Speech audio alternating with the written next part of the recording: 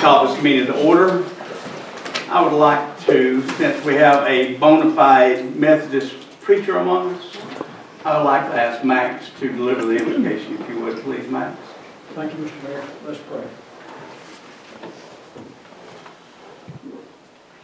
Heavenly Father, we gather as a community tonight as your people, a mayor and a council and a community that's about looking after individuals. And we remember that our forefathers in the Constitution relied upon divine providence for their work. And so I pray tonight that all that's before the council in our community, that we pray for that same divine providence that be used with integrity and common sense and honesty and patience. So thank you again for living in this town we call Jasper, whose folks years ago had to make a decision about where the courthouse was going to be, and out of common sense they decided not to put it at Tate or Ball Ground or Tate or Talking Rock, but to put it in the center. So may we continue to have that same kind of common sense today. We pray in Christ's name. Amen. The speaker leader of the Pledge Allegiance, please. Pledge allegiance to the flag of the United States of America and to the republic for which it stands, one nation, under God, indivisible, with liberty and justice for all. Go Eagles.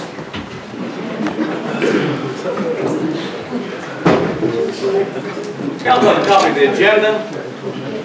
Entertain a motion. Make a motion to accept the agenda. Motion to approve the agenda. Second. Motion second. Discussion. Being none, all in favor, vote by show of hands. Unanimous.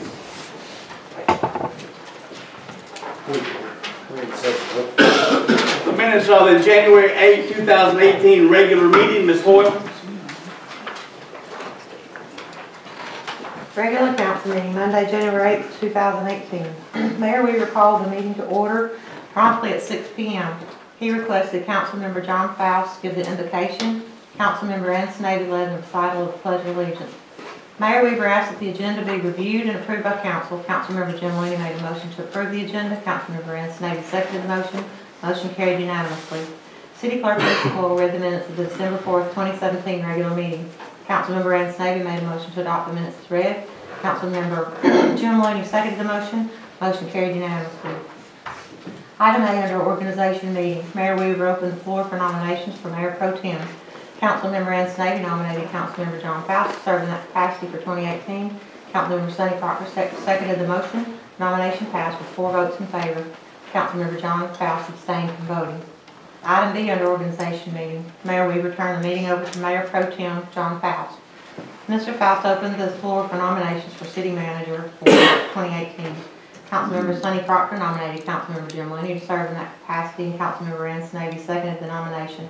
Councilmember Tony Fountain made a motion to nominate Mayor John Weaver to serve as City Manager. Mayor Pro Tem Faust called for a vote on Councilmember Looney's nomination. There were 2 votes for. Councilmembers Ann Snavy and Sonny Proctor voted for. Councilmember Faust then called for a vote for Mayor John Weaver's nomination. There was 1 vote for. Councilmember Tony Fountain voted for. Councilmember Looney made a motion to go into executive session to discuss a personnel issue. Mayor Weaver closed the meeting. Mayor Weaver brought the meeting out of executive session and reopened the meeting. Following executive session, Mayor Weaver recognized Councilmember Jim Looney in council to set his conditions of employment. Mr. Looney stated during the closed session he had set the conditions of the city manager job, and at this time he is calling for a motion. Mayor Weaver stated that he would like those conditions to be made public. City Attorney Bill Pickett stated that Mr. Looney needed to itemize the conditions. Mr. Looney stated that his conditions were $84,000 annual salary. Mr. Looney stated that it would be his position until another city manager could be obtained, giving the city time to set a job description and interview candidates. Mr. Looney also stated that since there is a question whether he could continue as council member, that he would like an opinion whether from the city attorney on whether he would have to resign from city council. He also stated that he anticipated he would be an employee of the city for a 6 to 9 month period. Mr. Pickett asked Mr. Looney if he is asking for a contract. Mr. Pickett told Mr. Looney that he would be an employee at will, just like the mayor serving as city manager. He also stated that his employment could end tomorrow, so that his condition of employment for a 6 to 9 month period has no meaning. So basically what you're saying is that you're asking for $84,000 for your salary to become employed tonight based upon your appointment, and that salary would continue until at such time you're no longer city manager. Mr. Looney stated yes. Mayor Weaver added that also Mr. Looney would have to resign his position from city council. Mr. Pickett stated that he had already given his opinion that Mr. Looney would have to resign and that he didn't mind putting it in writing. Councilmember Looney stated that he has an obligation to his current employer to work a 2-week notice. Mr. Pickett stated that either you are agreeing to take the job tonight or sometime in the future. Mr. Looney stated he was agreeing to sometime in the future, being 2 weeks from tomorrow. Councilmember Tony Fountain asked who would be the city manager for that 2 weeks. Mr. Fountain stated that this city cannot function for 2 weeks without a city manager. Mr. Pickett stated that the city has a city manager until at such time that city manager position is filled, and that the position is not filled with Mr. Looney requesting not to come to work for 2 weeks. Councilmember Proctor stated that earlier council had talked about not having a requirement to have a city manager position, and that now he is hearing that there is a requirement to have one. Mr. Pickett stated that Mr. Proctor didn't hear that from him. Mayor Weaver asked Mr. Pickett to explain. Mr. Pickett stated that what he said was that Mr. Looney is requesting $84,000 per year to be paid to him to be city manager during the time that he is city manager, and that is all. Mayor Weaver asked Mr. Pickett if council could vote on Mr. Looney's position tonight with his resignation as council. Mr. Pickett stated yes. Mayor Weaver said to Mr. Looney that we need his resignation. Mr. Pickett stated that in his opinion, Mr. Looney could not become city manager until such time the city receives his resignation. Mr. Looney again brought up that he could not serve as city manager for 2 weeks. Mr. Pickett stated that council did not have to give him that period if they didn't want to. Mayor Weaver stated, or that they can. Councilmember Fountain again posed the question to council, who would serve as city manager during the 2-week period. Mayor Weaver stated that if Mr. Looney would give his resignation tonight, he would continue to serve as city manager until Mr. Looney's 2-week notice has been satisfied. Councilmember Tony Fountain stated to the mayor, so you're going to agree to serve as city manager after this council voted to replace you. Mayor Weaver stated that as he stated before calling everyone back in, that the city comes first, so that would be his intent. Mayor Weaver entertained a motion.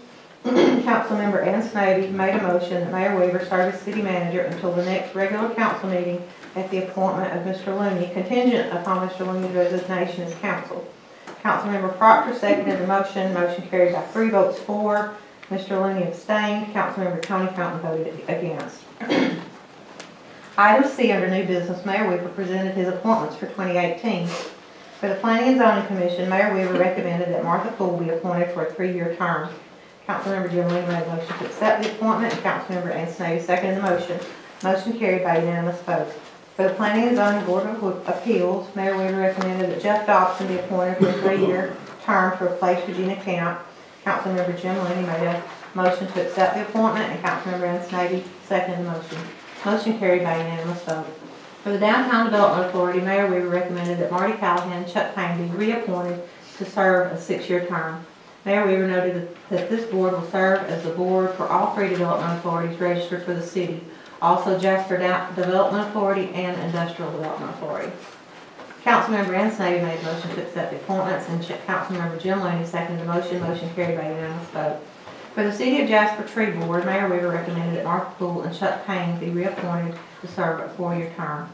Councilmember Jim Looney made a motion to accept the appointments, and Councilmember Ann Snavy seconded the motion. Motion carried by unanimous vote.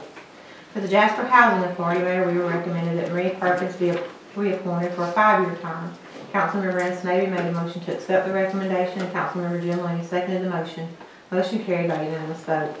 Mayor Weaver read the following recommendations for the council committees. Finance Committee, Jim Looney, John Faust. Personnel Committee, Ann Snavy, Sonny Proctor. Water Committee, Tony Fountain.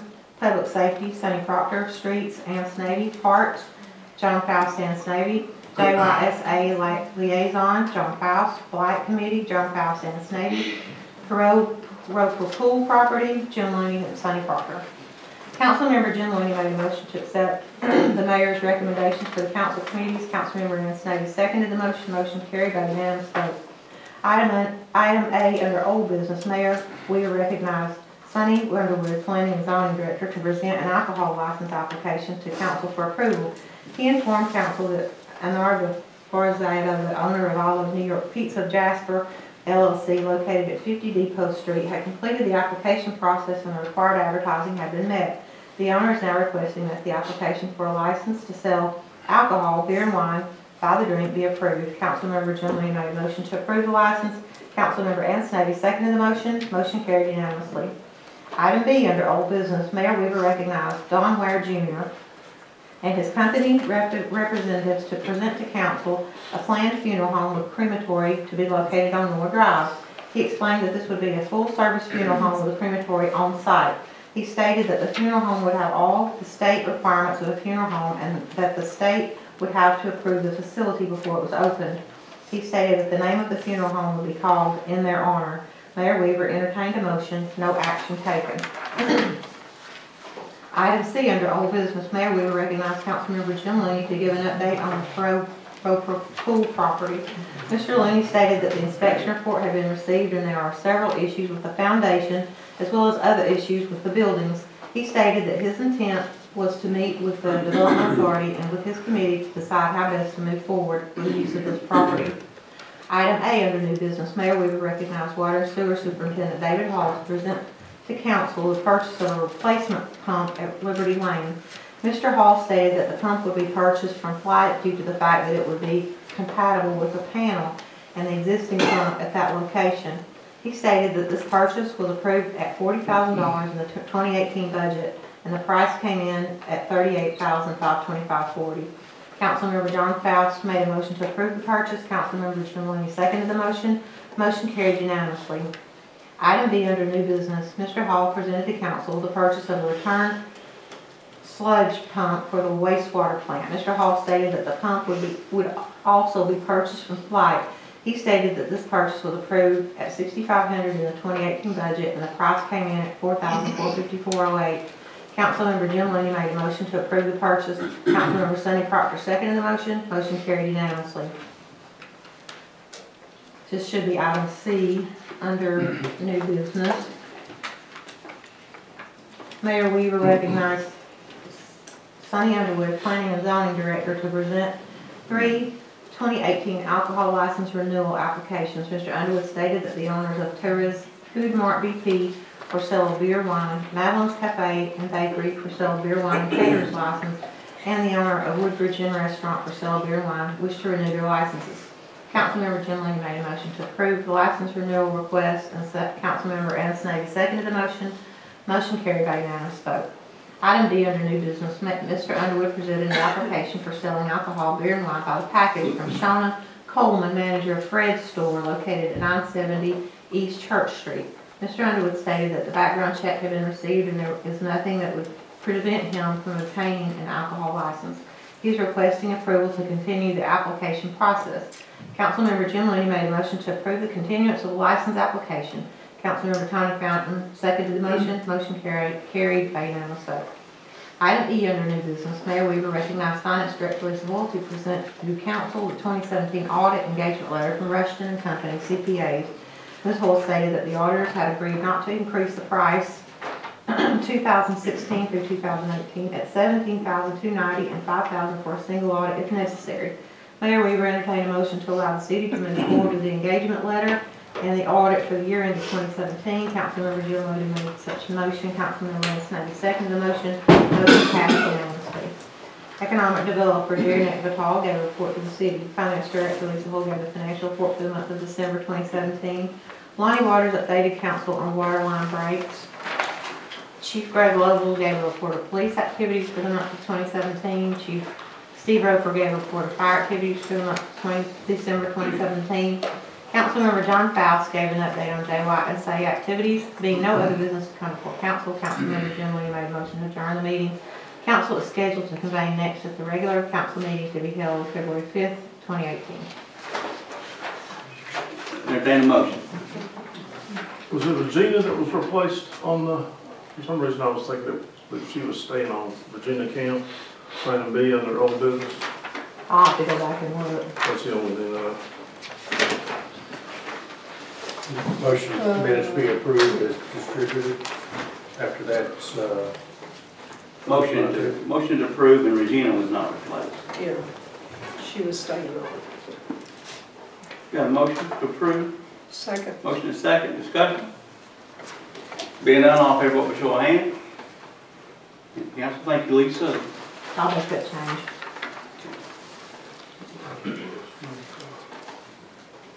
Under old business, Mr. Looney, do you have a resignation letter? yes, council, I put a copy of my resignation letter in front of all of you. Before I do that, there's something that I want to say that I put in an email to John last, the 15th of January, just part of it. John, the emotions from last week's council meeting kept me from thanking you for 2 decades of passionate and energetic service to the citizens of Jasper. I will see that this is publicly recognized. Additionally, your handshake and pledge to do what's best for the city sent a strong message. That is heartfelt, and John, thank you. Thank you, Jim. I do appreciate that. Everybody does. Would you read your letter? You want me to read the For resignation? the record, please. Okay. February 5th, 2015, Mayor and Council, City of Jasper, 200 Burnt Mountain Road, Jasper, 30143. I have been advised by City Attorney the state law prohibits a City Councilman from holding another municipal office without resigning from the other office. Georgia Code 36-30-4 states that, quote, "A councilman or alderman of a municipal corporation shall be ineligible to hold any other municipal office during the term for which the councilman or alderman has been chosen, unless he first resigns as councilman or alderman entering such other office." That was written a lot better than I just read it. But, this code section also applies to all elected officials of a municipal corporation. End of quote. Based on this legal opinion of the city attorney, I regretfully resigned from my position as Jasper City Councilman prior to being appointed interim city manager. Thank you. Consider that accepted. Lisa, I'm sorry, I only made 5 copies, but I think this probably needs to go into the minutes. Yeah. Okay, you got But it. with that, if you'll hand me your name, we're just going to shave that down, Jim, and save money. Reuse them. You can have that. No, I'll tell you, I can think, I used to work You for. can have those made. I used to work. Take that with you. That's fine. Thank you. But I did make a statement, we just shave that down for the next one, maybe get off the thin the time or so. Okay, with that, that would be item A under old business. Item B under old business, appointment of city manager. And I have chosen the honored John Faust, if you don't mind, that I believe I can call this because we want to call for the appointment of Jim Looney, I believe, but I would like to entertain the motion for that purpose. I'd like to make a motion, Chairman. I'd like to make a motion nominating Mr. Jim Looney as the city manager of the city of Jasper. In said motion, I include the directive that until such time that specific duties and the powers of the mayor and the city manager are clearly delineated by the city council, that the city manager report to the mayor and the city council collectively. Furthermore, I would like to suggest that Mr. Looney direct his immediate focus on what appear to be critical areas of opportunity in our city. These include, but are not limited to, human resources and safety through cooperation with the Personnel Committee, the Planning and Zoning Department, and the municipal court system. I've got a motion, second. Second. Got a motion, second. Discussion. Is that for the public too, Mr. Mayor? I think we can recognize the public tonight. We have a crowd that might want to hear some discussion on this. So. Well, and I don't mean no disrespect to the council. But if you will, direct all your comments to the chair. The council, if you'll respond to the chair as well, we'll see if we can keep some of the chaos out of this particular issue. Well, I don't mean to be disrespectful, Mayor, but I have a few questions because I just really don't understand this. And my first question would be to Mr. Fountain. At the last meeting, when this come down, it seemed like an awful surprise to him. Did he know anything about this? Okay, you asked me, Mr. Fountain, would you like to direct that answer to me, please? I mean, it looked like he'd seen a ghost. Well, I'm going to, plus I'm going to cut you in 5 minutes. I'll make it brief because I really need to get to the funeral home. Okay, all right, thank you. Tony, would you like to address that or not, whichever you choose? I did not have any prior knowledge as to what was going to take place last council meeting. And for Miss Stevie, Mayor, I'd like to ask Miss Stevie, and I'll direct the question to you. Why does she think that this is illegal for the mayor to be city manager? Ms. Davey? Oh, sorry. If you will. I know, please. I'm not going based on illegality. What I was going on was based on being able to appoint a city manager.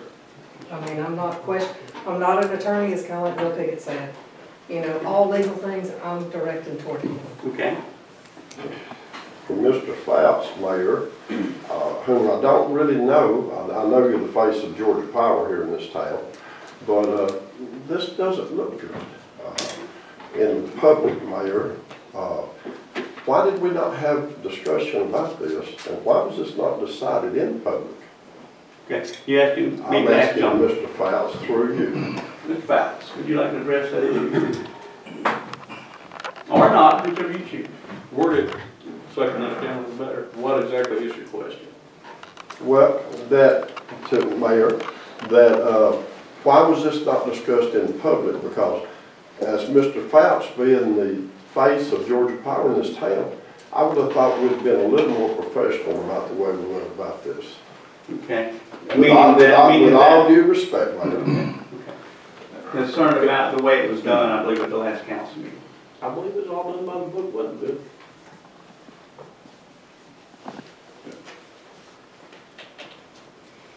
So, I mean,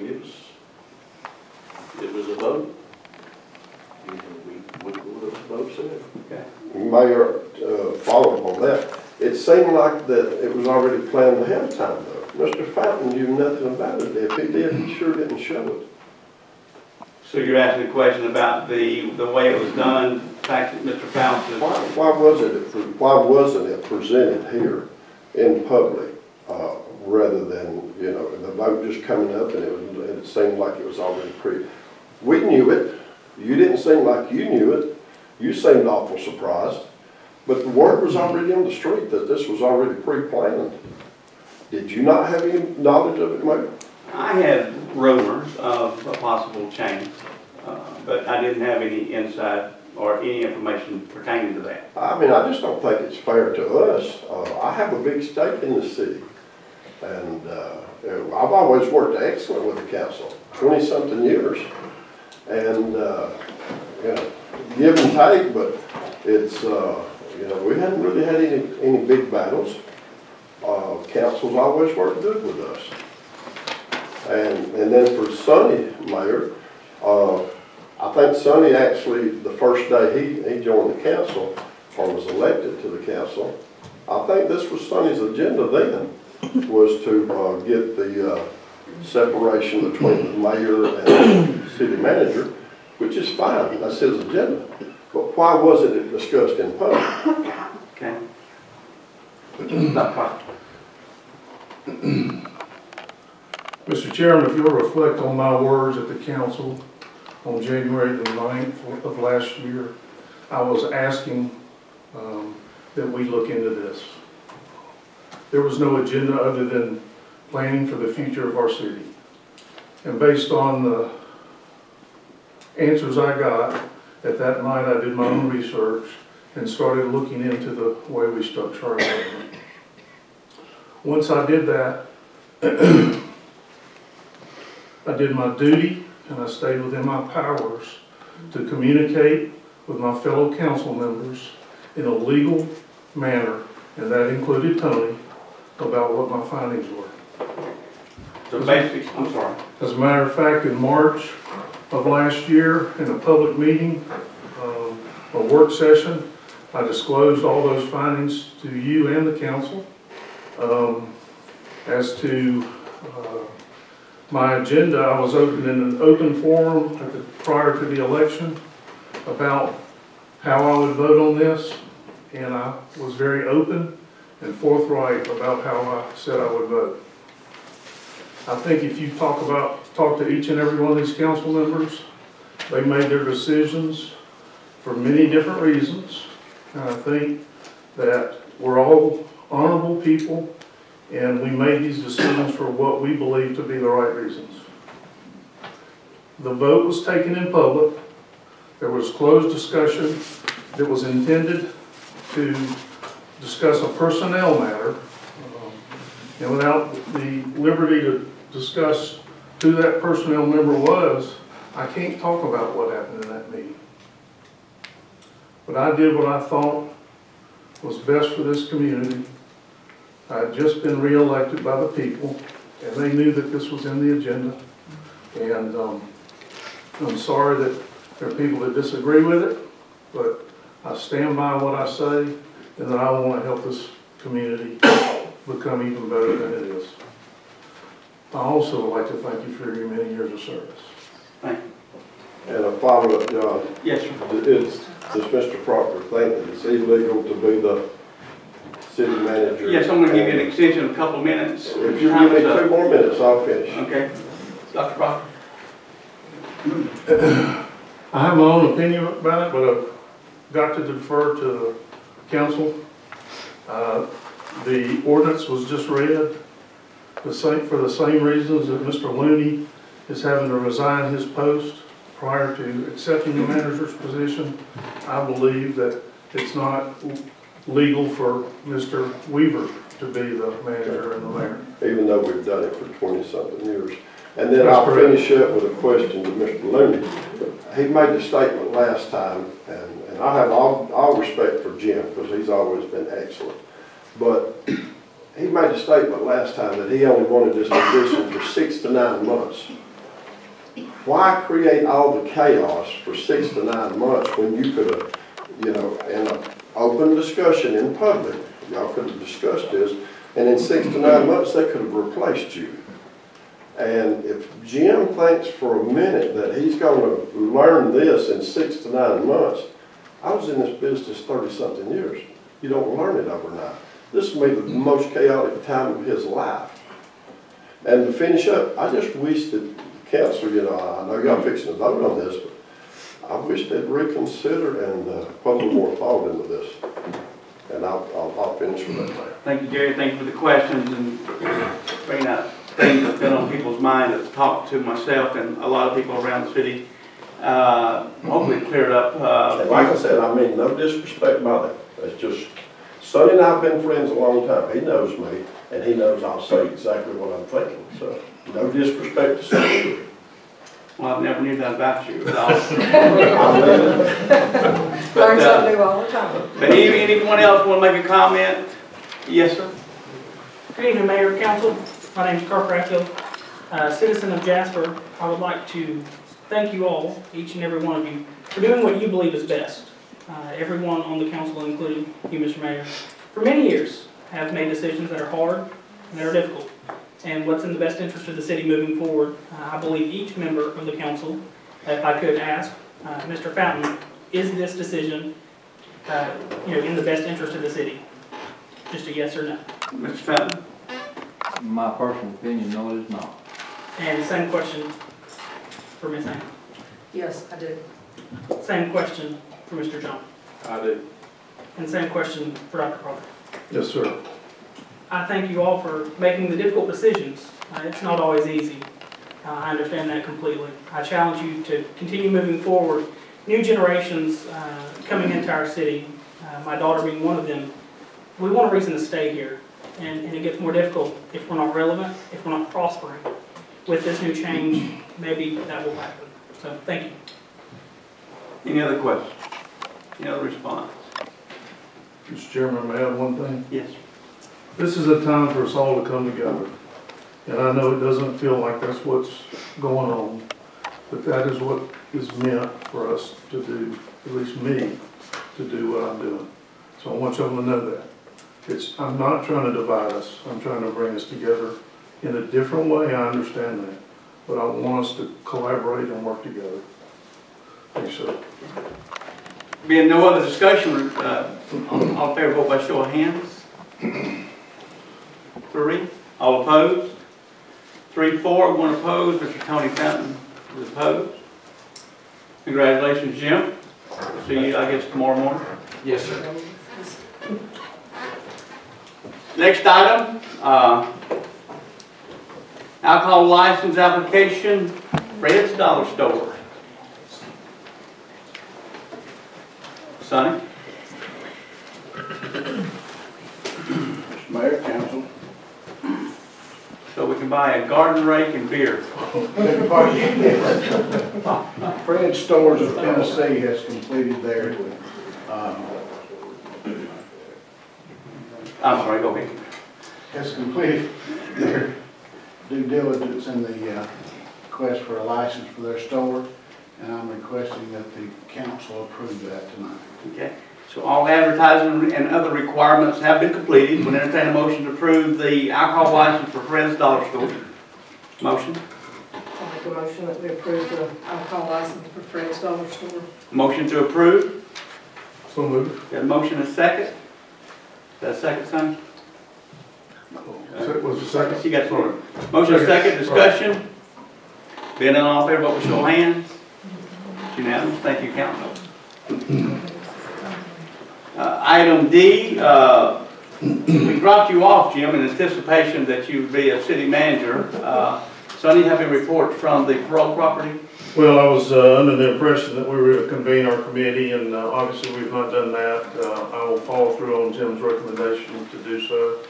I will share with you that last week, and I'll keep it very brief, Chamber of Commerce had their board retreat, and we met with the Department of Community Affairs people and talked to them about Main Street revitalization. They have a program, and of course that's something that would involve our cities, our city employees, the property owners, our county, and hopefully our chamber as well.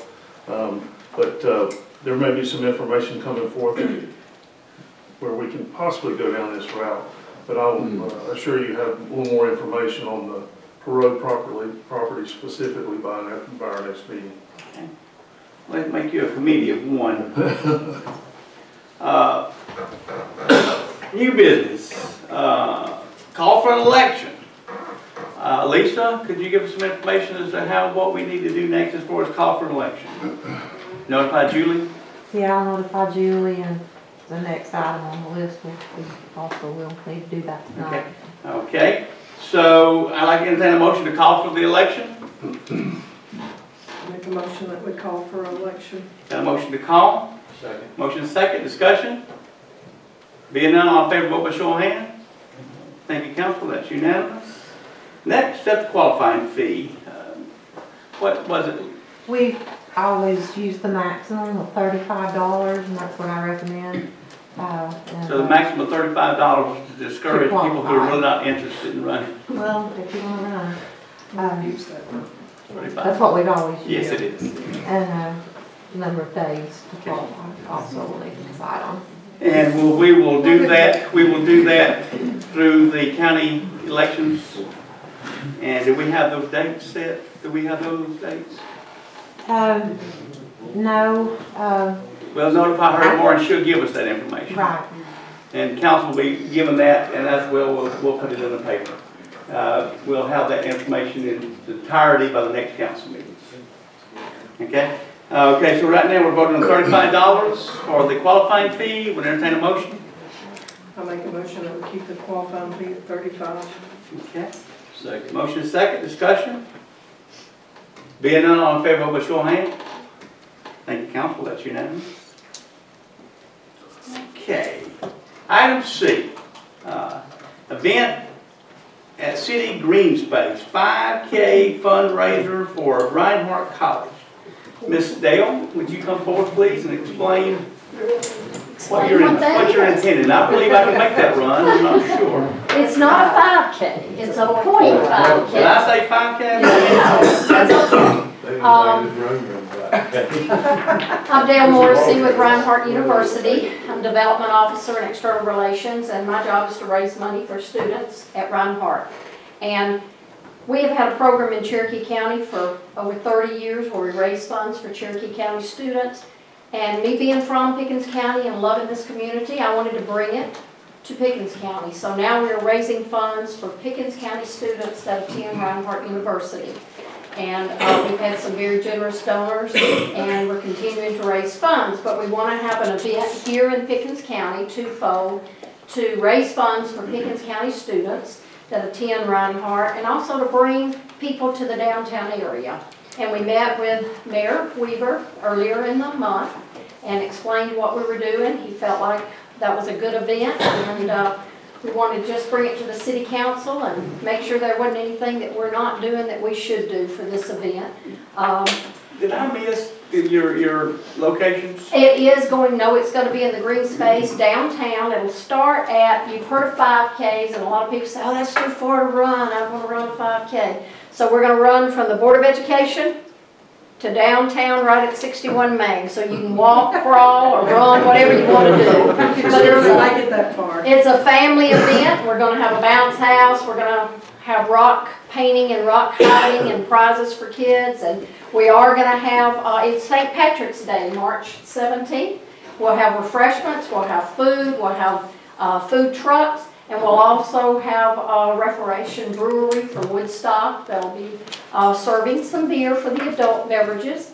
And so we need to get that, make sure we're doing that correct. I want to apologize to my chief of police and you as well. He brought this to my office this morning and said, they want to close Main Street for a race. And I said, well, I don't know anything about this. St. Patrick's Day. So Greg, I want to apologize to you. I did meet with these people and pre-approved this. But with that, we'd like to entertain a motion with the council to approve Dale's request so that I won't be held totally responsible. That is right. So moved. Got a motion to approve Dale's request for a .5K race on St. Patrick's Day. St. Patrick's Day, that's right. Need a second? Got a motion and a second. Discussion? Being none, all in favor, vote by show of hands. Thank you, Council. Thank you, Dale, for coming. Appreciate that. And we'll be meeting with you to make sure we have the road. Everything. Thank y'all very much. We look forward to it, and we look forward to the event. Thank you. Next, item D, Southern Appalachian Folk School presentation. Mr. Larry Wilson.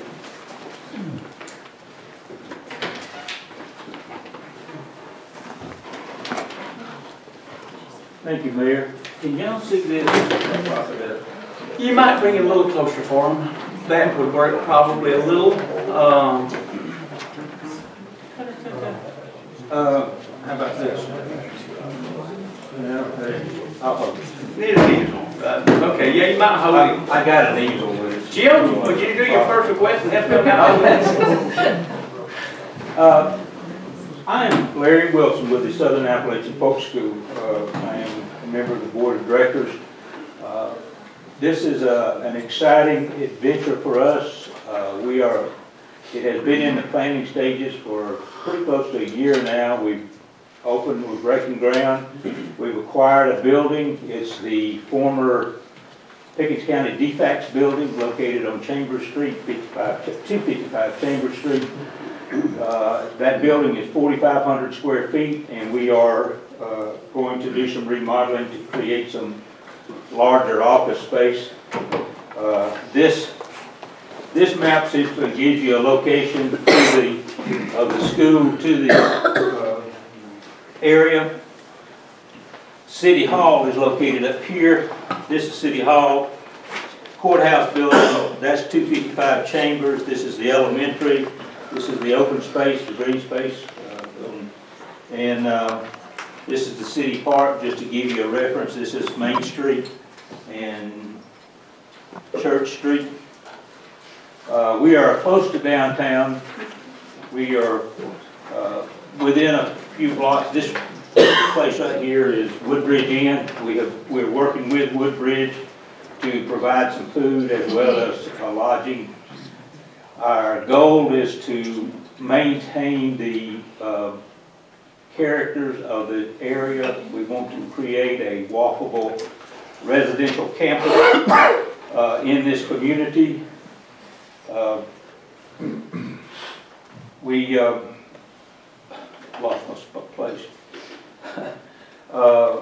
But we feel that the school is a great idea and can be a shot in the arm, not a problem solver. We won't solve all problems, but we think it is an excellent idea for downtown Jasper, for the merchants, for the business community. We think we're going to bring people into the town to take classes, and they will utilize the restaurants as well as hopefully some of the shops.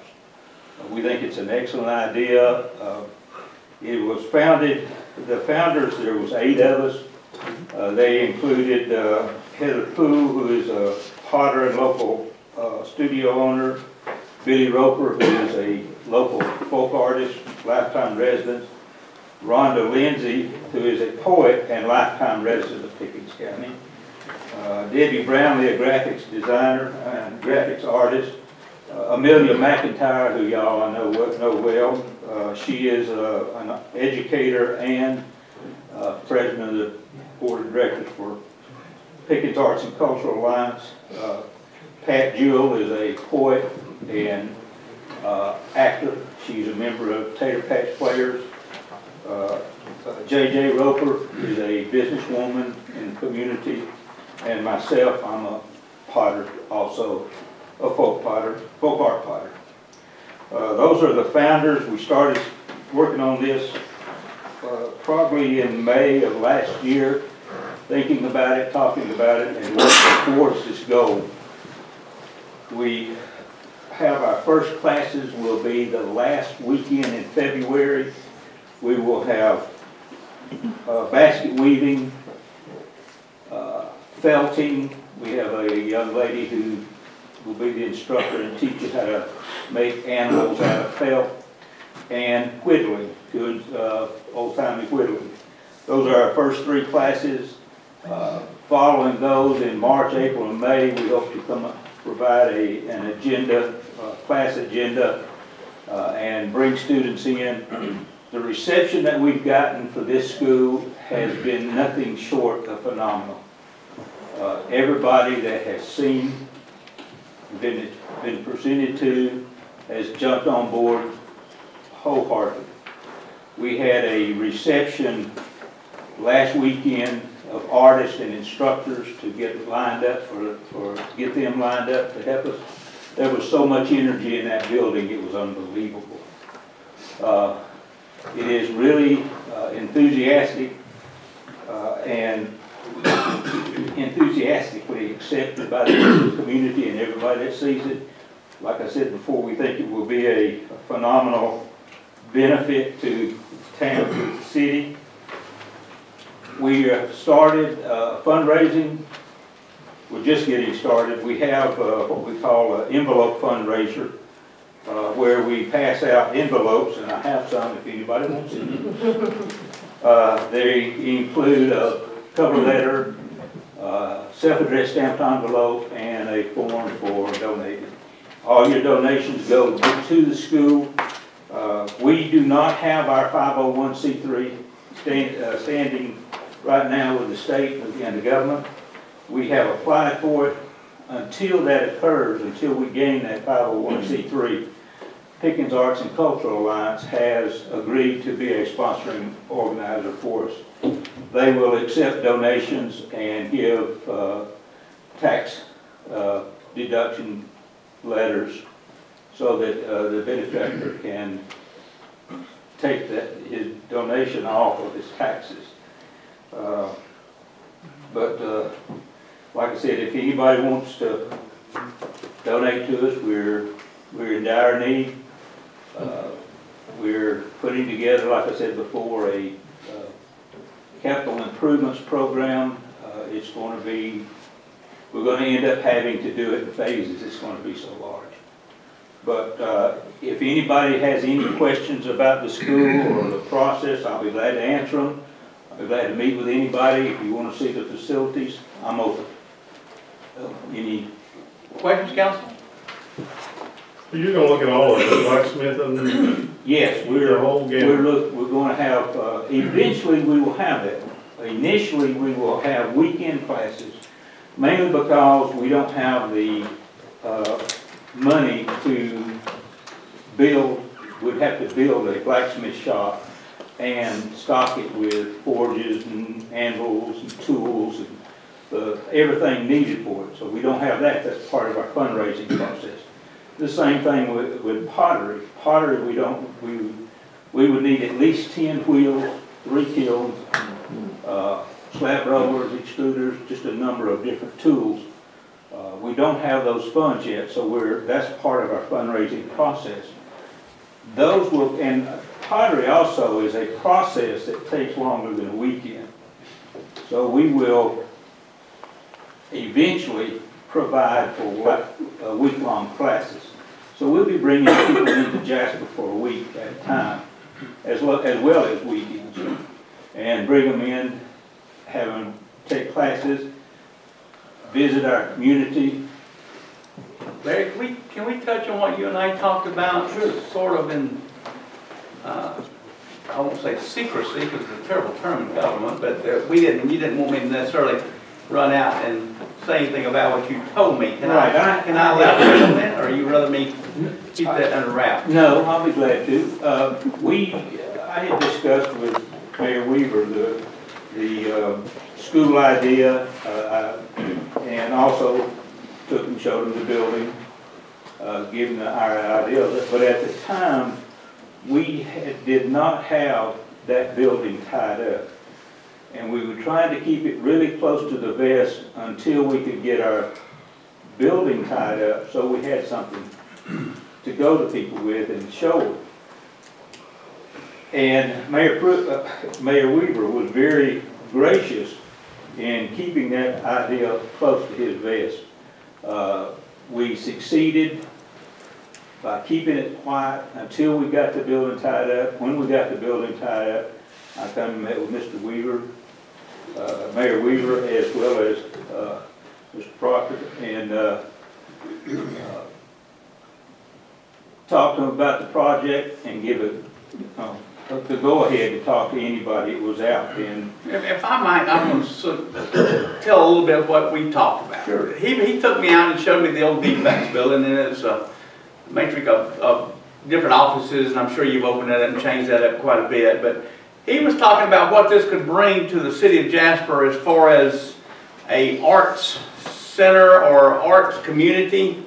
And it's not just painting and pottery, it was the blacksmith and it was whatever. But you talked about that this might be able to move into the other buildings that are presently residential all the way to the Woodbridge, and this could be an entire village, something that you would find in a community that would see the advantages of having that type of community, and the traffic that would bring to Jasper and Pickens County would be tremendous. I mean, we would have need for more lodging, and we also talked about the possibility. Now, this gets kind of out there, but we're talking about the theater group, the Tater Patch Players.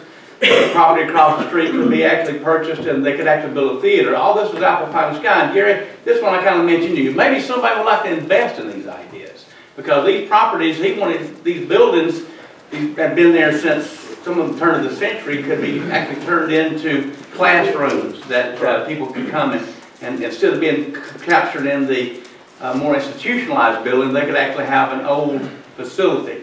Of course, now we just let the cat out of the bag, and all these people's prices just went up for what the property could be. But I think it's something that the idea needs to be let out, and it would tell them these people don't need to be schemed out of their money for their property if they want to sell it. It could actually work, and this is something that was pretty exciting that day when we were talking about that. Especially when you finally bought the building, I got access to it. It was exciting, and every day has been just an amazing ride. It's also a scary ride, but it's just... It's okay if you can make the payments. That's right.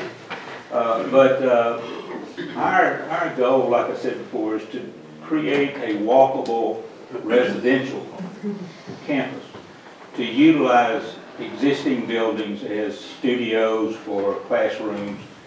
We will have to build some other structures, for example, the blacksmithing shop.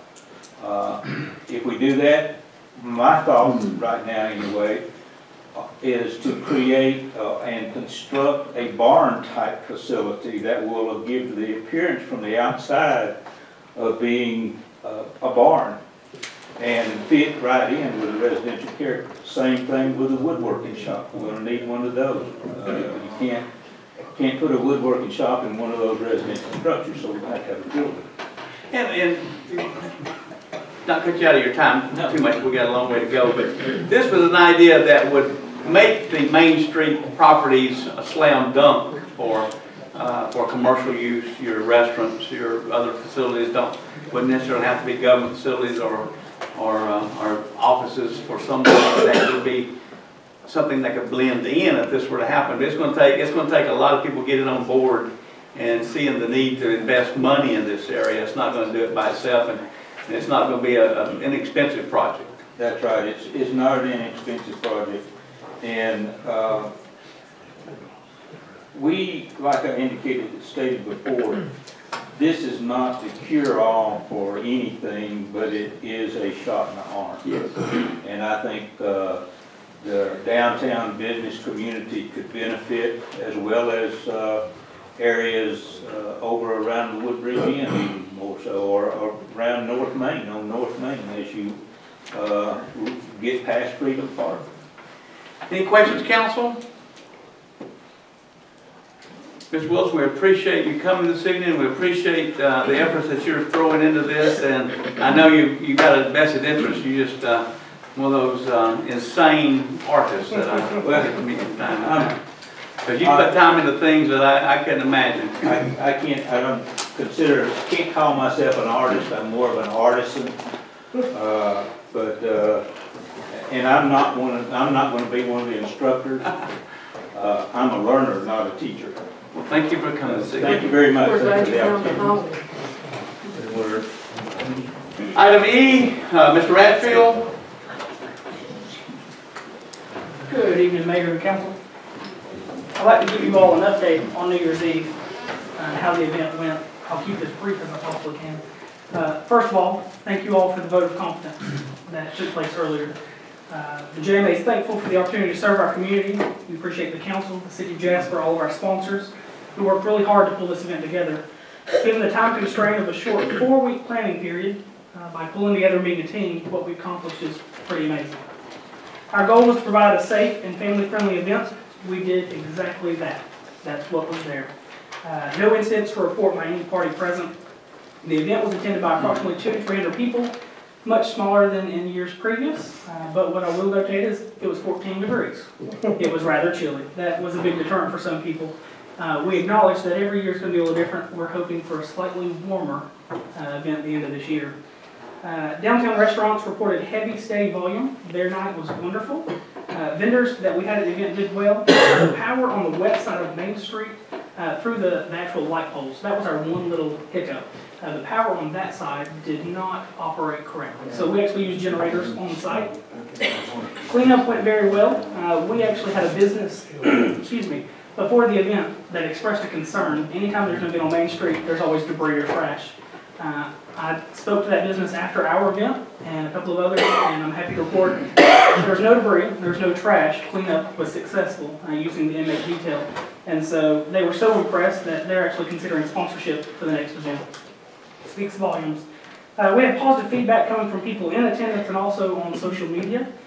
Even had people that live out of town approach me and say, hey, we heard about this online and we're here from Woodstock. And then one couple said, we're here from Kennesaw. I don't know how or who they're connected to, but they came up here and enjoyed it. Again, we appreciate all of our sponsors and those who work to make this event a reality. We want the council and the mayor to know in particular the entities of the city of Jasper that we truly appreciate the hard work from. You have both your chiefs in the back, Chief Lovell and Chief Roper. Both of their departments made sure that the event ran smoothly. They provided nothing but professional and efficient services. We are really proud of our first responders. They always are top notch. We also want to thank the other city of Jasper employees who assisted us, no matter who it was, whether it was setting up the stage or making sure it was ready by installing new lights. They were all very kind and very helpful to us, and we look forward to hosting the New Year's Eve event at the end of this year. So, thank y'all very much. Thank you, sir. Thank you. Item F, group health insurance injured police officer. Stella, Josh Patterson, and Chief Lovell, would you please? Council, we have a situation that we need to bring before you this evening to give you an update from what has happened in the past and where we want to go in the future with one of our employees. Ms. Brewer, I'll recognize you, and we just happen to have a room full of insurance people, so you can have any questions. I'm sure you can find someone answering. Okay, basically what we have, when we were preparing for renewal for our insurance, we discovered that our employee who has been out, who's a police officer who has been out on workers' comp, is actually going to have to be put on COBRA insurance to keep his coverage. And if y'all know, the COBRA ends after 18 months. And we were wanting to come to the council to see if there might be options to be considered to continue the coverage in some other fashion, which I don't know what that would be, to keep him covered as he is being out. Thank you, Stella, and we'll stop you there. Okay. We'll answer the same question again. Chief Lovell, could you introduce Josh to the council and explain a little bit of what happened the evening that he was injured? This is Officer Patterson, about October 5th, 2015, him and Officer Williams got a call of a wrong-way driver driving northbound and southbound lanes of 515 in the wee hours of the night. They went looking for the vehicle sometime by around Hidden Creek, I think I made it, or close to there, Allred Mill. And they found the vehicle that crashed, and they're out looking for the guy that was whatnot, at which time, in the dark of the night, the guy runs around and jumps in one of my Dodges, and it's southbound on 515. Officer Patterson gave chase somewhere between the city limits and 108. The vehicle pulled over, stopped, thought the assailant was going to bail out and attempted to run. The door opened, Josh went in there, attempted to extract the individual from the police car, at which time the assailant gave it gas and drug Josh down the 4 lanes. Thousand wonders he ain't dead, but thank God he's not. In that process, Josh, I guess, got the gravel out of his arms and got in the car and continued to chase. The perpetrator exited on Ball Ground exit, at which time Ball Ground Police Department and Cherokee SF were able to demobilize the vehicle, my patrol car, and take the subject into custody. As an event, when Josh rolled on the scene, he had scrapes on his arm, and later discovered he had, I guess, I'm not a surgeon, tore a rotator cuff of some nature, at which time went through the workman's comp process, and they sent him workman's comp, and you know how workman's comp works, you got to get a workman's comp approved doctor. They started doing therapy on him, at which time they shouldn't have been doing therapy on him, because he's doing therapy and his thing was torn. You would probably know this. It destroyed it even worse, at which time they went and did surgery, and in that process damaged nerves, and he is numb, his finger draws up, and it's affecting his breathing and whatnot. We're here, that's the whole story, and I think we need to come up with something. Guy injured in the line of duty serving in the city of Jasper. Somebody needs to go to bat. Josh, you have anything to say other than clean up that story that Greg just told? That's pretty much it. I mean, but it's more than just the rotator cuff. And my AC joint was separated, my bicep was torn, my bicep tendon was torn, and the long thoracic nerve that runs your shoulder blade, it's done, it's gone. And it's just been, a long process, and it's not something that I don't really have any control over. It's just, I'm at the mercy of when they make appointments, and it's usually 6 months pop when I make them, so. Then Stella came to my office 3 weeks ago, 3 weeks ago, I guess, maybe 2.5, sometime on that this month, and started explaining to me about Josh about to lose his insurance, or should have already have lost his insurance, and by us making a big deal of this, not in front of Mr. Bidwell back there, we probably just lost our insurance. With that, Matt, would you please come forward? I didn't invite you here just tonight to argue with other case. You got to help me with this.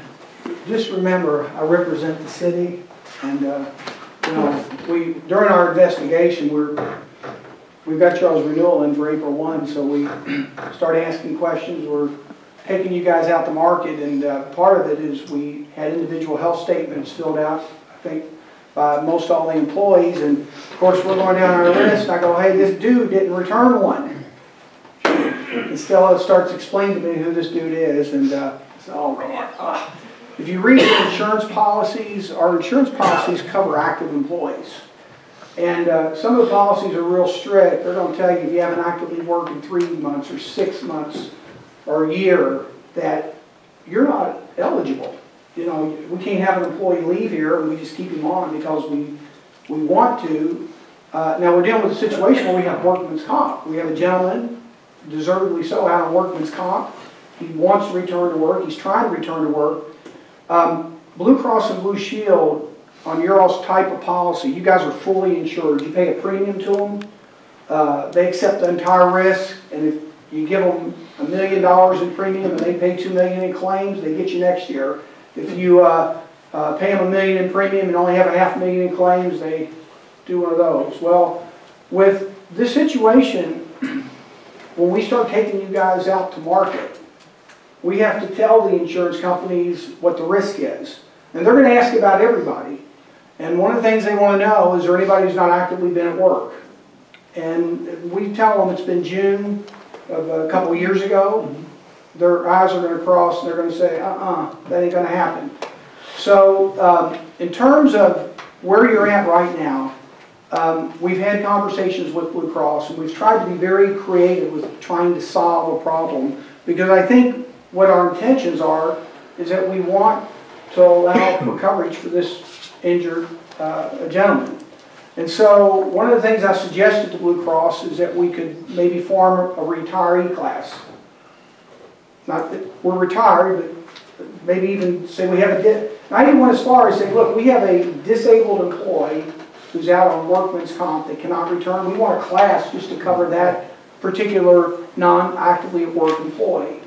And on our size a case with under 100 employees, even if you were larger, I'm not sure they would do this, they've just flat out said they're not going to allow us to set that case up.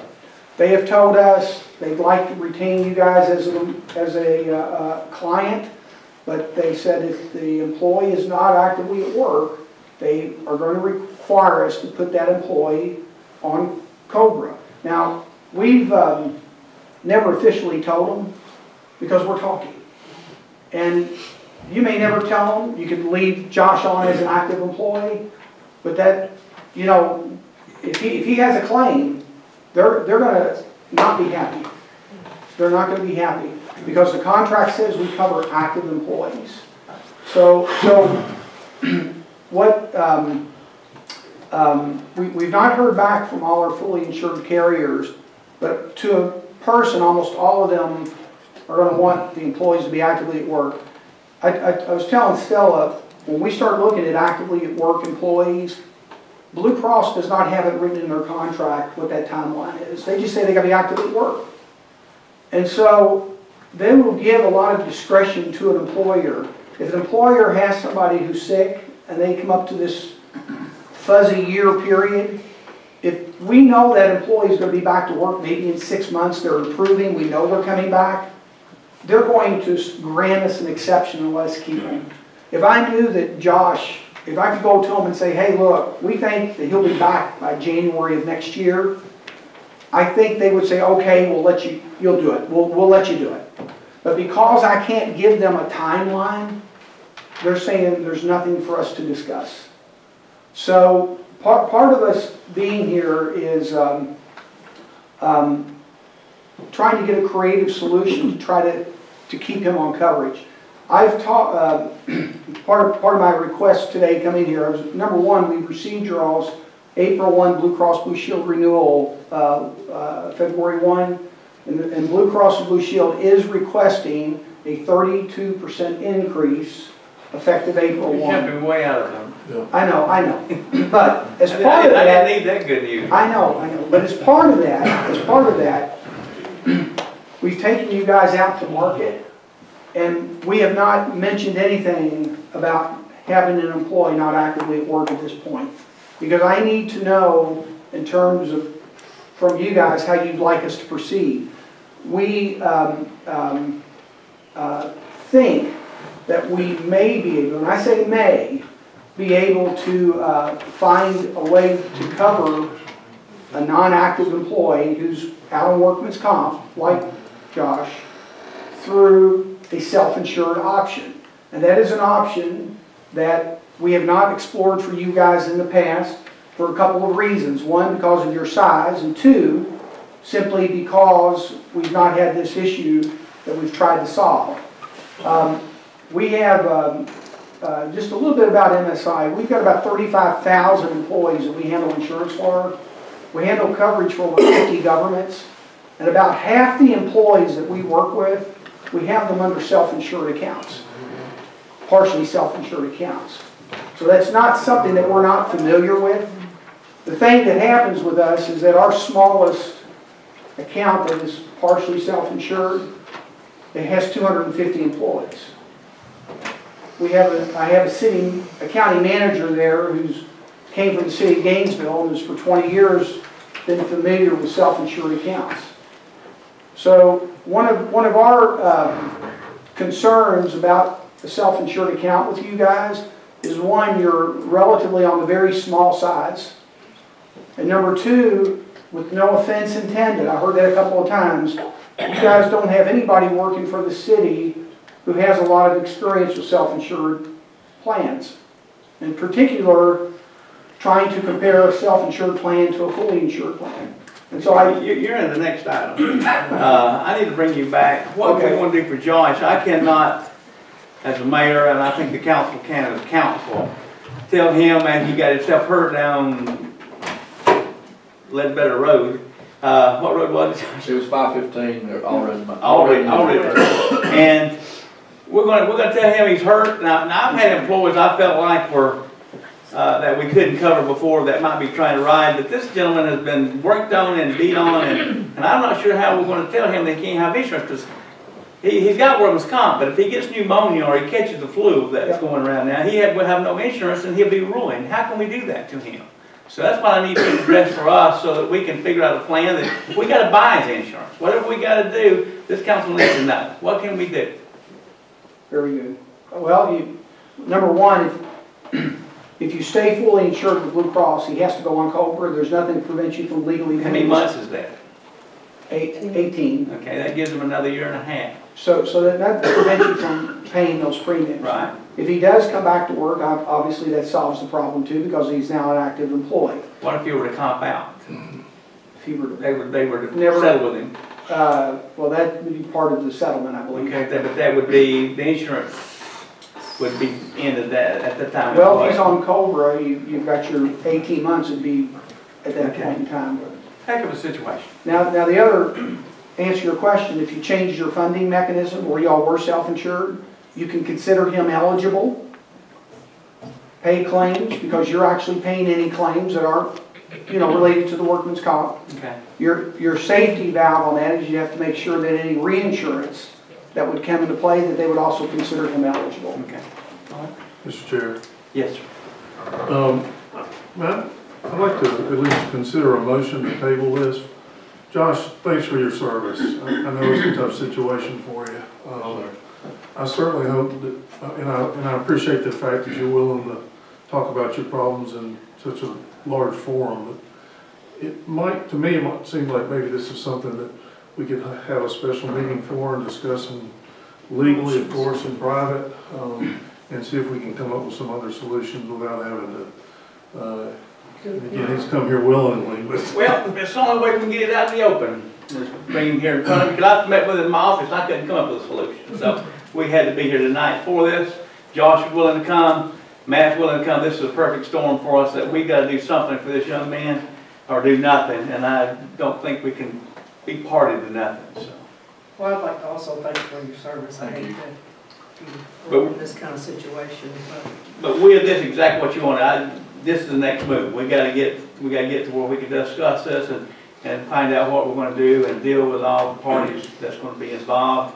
And, but I didn't expect anybody to rub a magic lamp tonight and come up with a solution. This is exactly where we need to go to. With that, there will be no action taken. I understand we've got motions to table, and we'll be working on your case, Josh, individually with a committee from council, which I'll put Dr. Proctor on, as well as Ann Snake. thank you for your service. Thank you. I got a motion second in discussion. She just second. All in favor, vote by show of hands. We're gonna move forward with the table. Okay. Next item is Matt. Council, we have item G and H that's going to somewhat intertwine tonight. All of our guests tonight, unless you just want to just stay and watch the show, it's going to be quite a show. But if you're willing to leave now, feel free. You can actually walk out when you get bored of hearing it. But with that, Matt, I'd like to recognize and thank you for being here. Give me just a second. I knew I'd get some takers here. Make up. Thank you guys for having me here tonight. As I mentioned, we received y'all's Blue Cross Blue Shield renewal last week. We've taken you guys out for proposals. I told this to Stella. When you start talking about eligibility and covering somebody, as we previously discussed, Blue Cross and Blue Shield is one of the most lenient for doing that. It doesn't mean the others won't do it, but they tend to be the most lenient. So there's two other options I can think of, and one of them is with permission from Blue Cross Blue Shield of Georgia. If we can get them to give us a release, I can go down to the Georgia Municipal Association, talk to Cal Ray, and see if they would cover us with an exception. Just so you know, GMA and Blue Cross and Blue Shield, they have a joint venture. I'm going to say it in English. They promise not to cannibalize each other's business. So if the city's direct with Blue Cross, GMA won't approach it. And if the group is direct with GMA, Blue Cross and Blue Shield won't approach it. But under the circumstances, if I talk to GMA, they may be willing to offer a special class to us. And if that's the case, that may be a workable solution. What I needed to hear tonight, and I've heard it loud and clear, is how did council want me to proceed in terms of securing coverage for a class that would include Josh in it, and that's what I needed to know. Now, the other thing that I've been able to do when we started off in this process, we typically do not look for self-insured proposals for you all because simply your size. We would like permission to do so, and the reason being is that we will be able to go to several TPAs, one in particular, who will actually give us access to the Blue Cross and Blue Shield network. There's only a handful of TPAs here in Georgia that will access Blue Cross Blue Shield on a direct network. And if indeed I know that Blue Cross and Blue Shield is refusing to cover a class of employees that we wish to cover, that I can secure a release from them to allow this other third-party administrator to actually administer the Blue Cross network. Okay. But that would take, again, your all's permission to do so. Well, what I'm going to do right now, if I might counsel, man, if you will, have a seat right there to your left. Sure. Orchestrate this.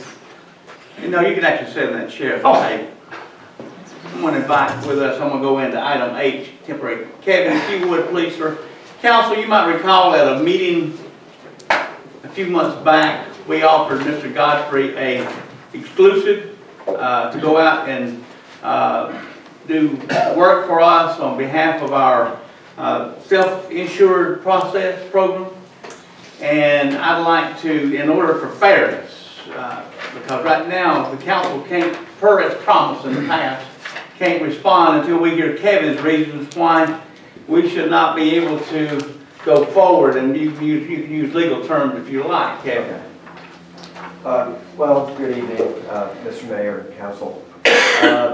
If you recall, in the last board meeting that I attended, I had December, I believe it was. Well, maybe in November. I did. I requested exclusive rights to market the city's self-funded, the health plan on a self-funded basis. What I did not ask for was broker record on the account or broker record, which is a change from Matt to me in my agency. I did not ask for that. I did not ask to market the fully insured markets, which is the way that you're funded right now. That would be Blue Cross Blue Shield, who you're with currently, United Healthcare, Aetna, Cigna, Humana, Allianz, any of those fully funded carriers. So I specifically requested just a self-funded market because just so happens I'm an expert in that field. I live in the city limits. My office is on Main Street, and you're in a unique position to work with a nationally recognized self-funded expert. That is exactly what I do. I chose to work and put my office in this city, and I could have it anywhere I would want it. And I wouldn't want it anywhere else. So that's the reason that what started this whole thing. And as far as the size of your group, I can assure you that there are hundreds, if not thousands, of employers under 100 lives in the United States that are currently partially self-funded. Okay, they go all the way down to about 50 lives is where you can still gain access to reinsurance. It has completely gone downstream. Self-funding is not for the corporate giants anymore. There's a way to self-fund and protect the city, and that is the whole idea about self-funding. One is you get to customize your plans. We know that. Number two is you get data that's meaningful. The data that you're getting right now from Blue Cross Blue Shield, and I see it because I just received it so I could go to market, it's garbage. It means nothing. The data is so convoluted, and I believe that if you knew what your data really was, you wouldn't be fully insured. You would do anything you can to be self-funded. Self-funding is growing by leaps and bounds. It will, groups over 100 lives, self-funding will take over about 75% of those groups within the next 5 to 6 years. Groups under 100 lives is kind of hit and miss. It really depends on if you're under 100, if you're under 50, or if you're between 50 and 100.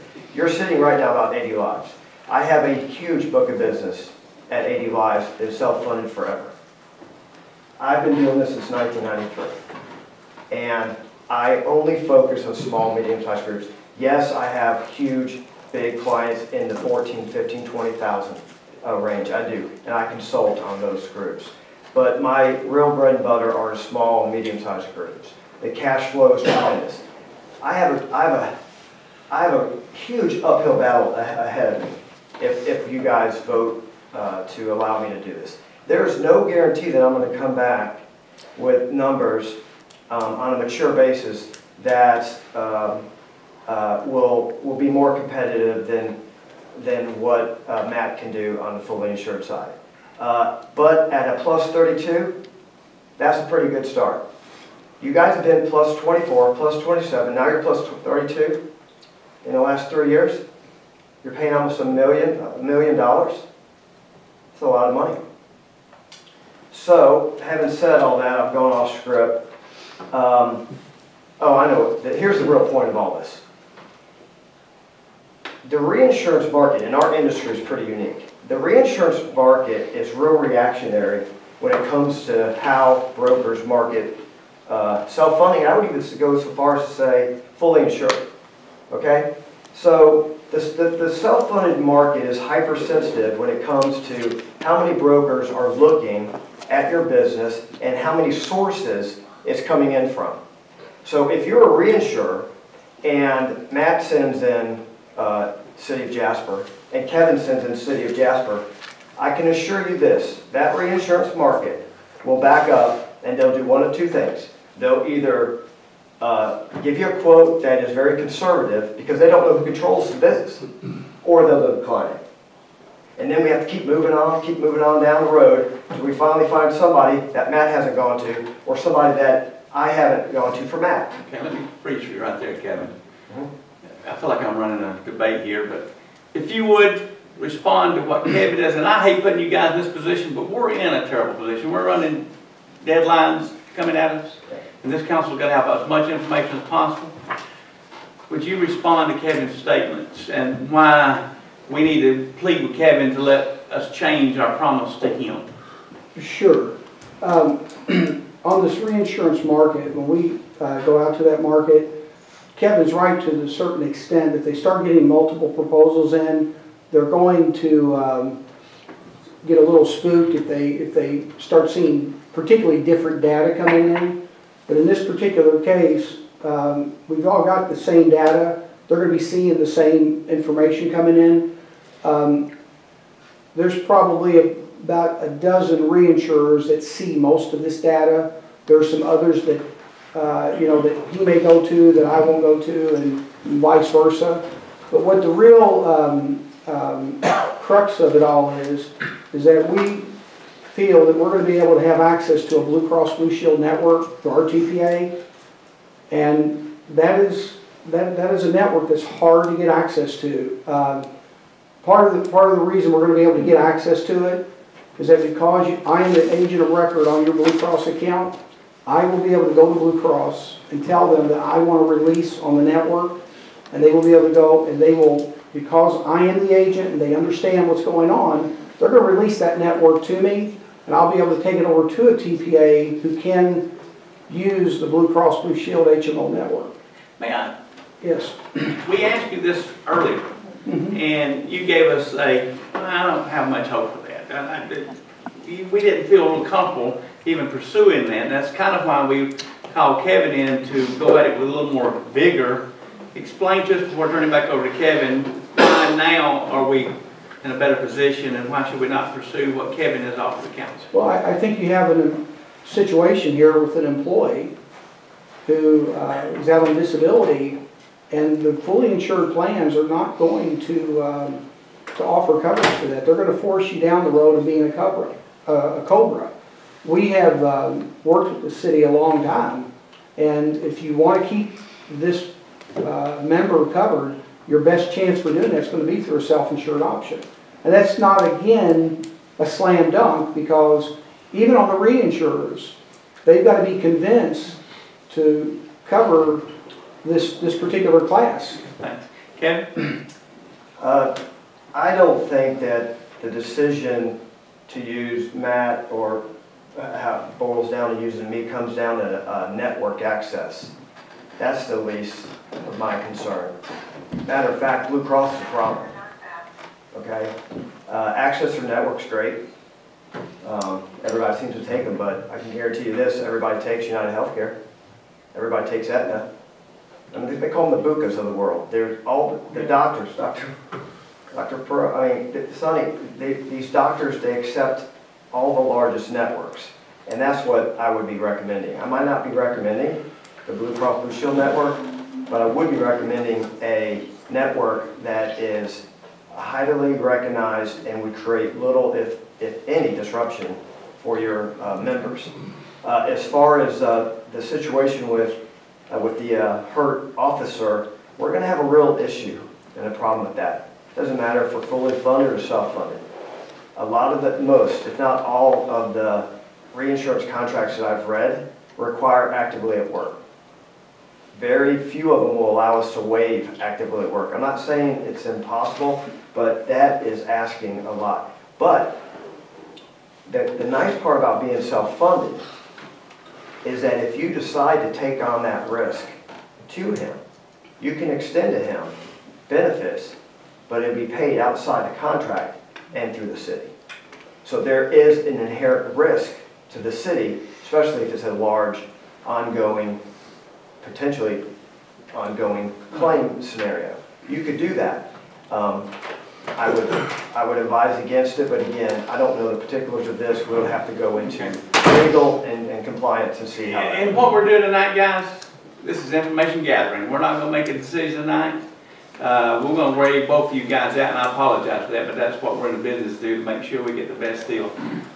Give you closing arguments, and what we'll do is, I want you to explain to this council one more time why us going to Kevin for this information when we felt like you were our conventional guy and going to look at a different way, which we may not. Well, I'm gonna get your closing. I'm not gonna answer it for you. Go ahead. Well, two things. The reason the network is so important is that when you're looking at a Blue Cross network versus maybe a Cigna versus United Healthcare, for someone, if you work at a hospital, you know that the reimbursement rates that those hospitals take vary greatly on those networks. And the reason Blue Cross and Blue Shield is the dominant force in this state is because their discounts are significantly less. So that means if I have an employee that goes into the Piedmont facility over here and they're being charged $1,000, that reimbursement rate for Blue Cross may be $300, through Cigna it might be $350, through Aetna it could be $400. So when you're sitting there and you're looking at paying your own claims, you want to make sure that whoever the hospital or doctor is that's paying that claim is accepting the least amount of money they're willing to accept. And that network choice is a huge deal. It is a very huge deal. And number two, and again, with due respect to everybody here, we handle both fully insured and partially self-insured accounts. When those two plans are put down next to each other, we're going to sit there and give you the pros and cons of both of them. I don't have a dog in the hunt whether you stay self-insured or whether you go fully insured, but I'm going to make sure you fully understand the full differences, what the difference is in the liability, and by us presenting both, you're getting more markets to look at. Final word. The final word. The more markets is not the answer here. We're going to be repetitive. We're going to be stepping over each other's feet, and it's going to harm my city. I don't like it. I would never recommend it. Matter of fact, if that's where I would go, I will gladly bow out of the race just so you guys can get the very best deal that you can. Number two, networks 10 years ago, there was a discrepancy between networks. Blue Cross was the elephant in the room. Times have changed. They're all on top of each other. The same reimbursements rate go. I would beg to differ. They're less than 1% difference between all of them. And then the last thing is that, you know, MSI's had an opportunity to bring you a self-funded option. Many times they have not done it. And I'm not sure I understand the reason why. So, well, we only like Blue Cross Blue Shield. Yeah. Okay. Now, with that being said, what I'm going to do is open the floor for council for a few questions, and then with that, we're going to probably have a few workshops before we give you some. I don't want to give you a definite answer tonight because we want to think and do the right thing. But I want to keep my man here involved as well. And but I appreciate it. Time's a wasting, and he's already out to market. You understand? Yes. He's already out to market. I'm not. Well, explain out to market. Did we not give him exclusive rights? We did, but that's why we're having this meeting tonight, to look at Matt. But you can make a motion. You can make a motion. I'm just trying to make sure. Yes. Go ahead and let him finish. Fine. Okay. What did we answer Kevin's last statement? So make that statement again. I said time's wasted. We're in April 1. He's already out to market with, I assume, with the full. And you want to go out to market, okay? Out to market. Okay. So that was the final last words. Final last words.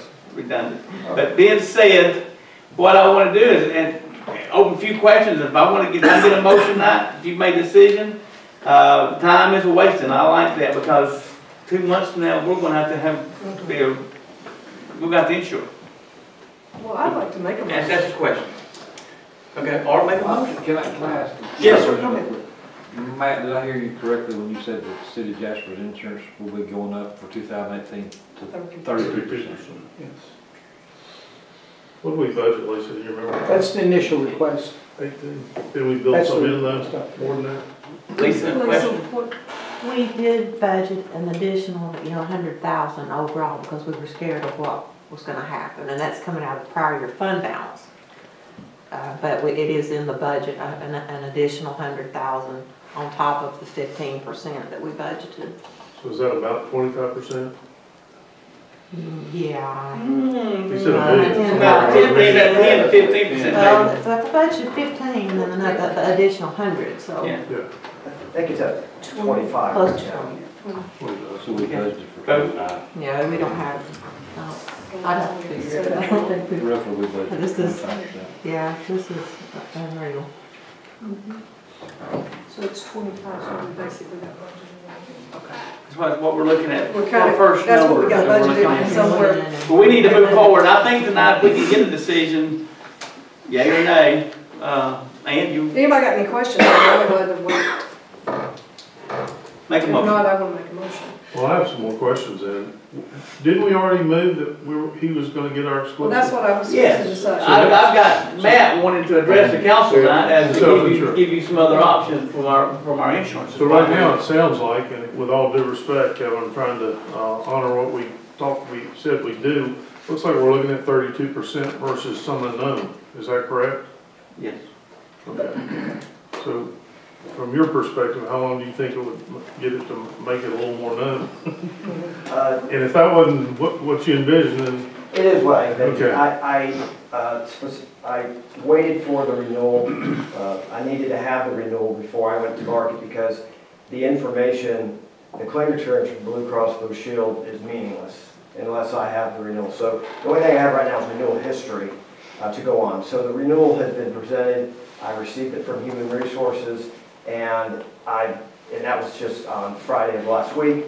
So now I'm in a holding position, ready to go based on your decision and how we're going to move forward, if we move forward. I make a motion that we honor what we told you about being the exclusive self-insured. You know, Matt's not ever been big on being self-insured, and he has the exclusive to renew and put it out to market on that end too. And you do the self-insured like we said. That's a motion? Motion? Got a motion and a second. That was John. Discussion? Discussion? I'll recognize you guys one more time. Final last word, Matt. I think that the more looks you get, particularly if we get a Blue Cross network, I strongly disagree about the network discounts. That's just, Blue Cross is a big gorilla. I think you just would do yourself well getting the best possible look. Any other discussion? Being none, all in favor, by show of hands? It's unanimous. Thank you guys for coming. Matt, go forth and bring back us a 25% discount.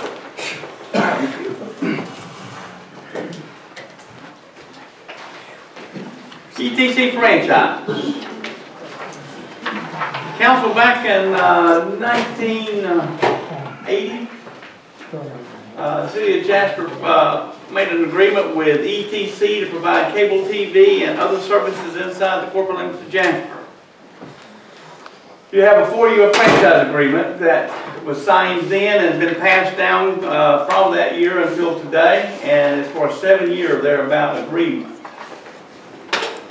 A contract and agreement between the city of Jasper, Georgia, acting by and through its duly elected mayor and council, hereinafter referred to as the city, and community television company. The rights to erect, maintain, operate transmission and service distribution facilities and additions thereto under and over the streets, lanes, avenues, alleys, bridges, highways, and other public places in the city of Jasper, Georgia, and subsequently additions thereto for the purpose of erecting, operating, and maintaining a television signal, transmission systems thereon and thereunder, serving the inhabitants of said city for the purposes for a period of 7 years and regulating the same and for other purposes.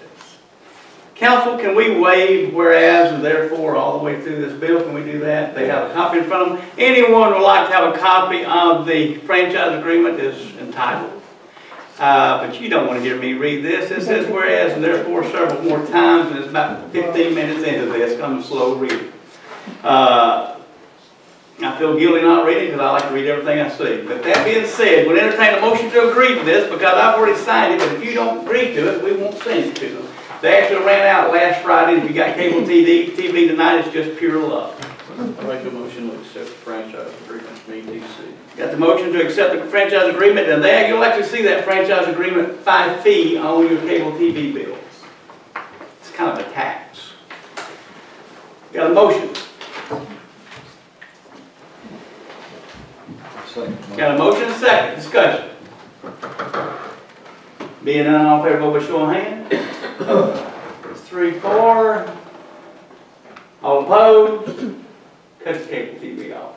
3-4 and 1 abstain, I think? Yes, sir. Okay. Why? Because I think you can abstain. I can't? I don't think you can, unless you got a reason Do why. I have to approve something that's already happened today? Well, you need to approve it or not, because it's going to be passed to the ETC with 3 votes for, and you can vote against it if you like. Or vote Okay, I'll vote against it. Got a motion to vote against.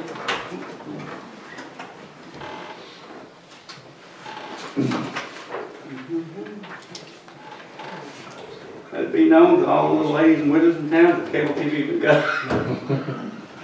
We're safe. It doesn't work that good anyway. All right, no comment to that. Okay, Economic Development Council update. Council, you may have heard that Mr. Necklatal was dismissed from the EDC last week, and if you have any questions, I'll be happy to answer them.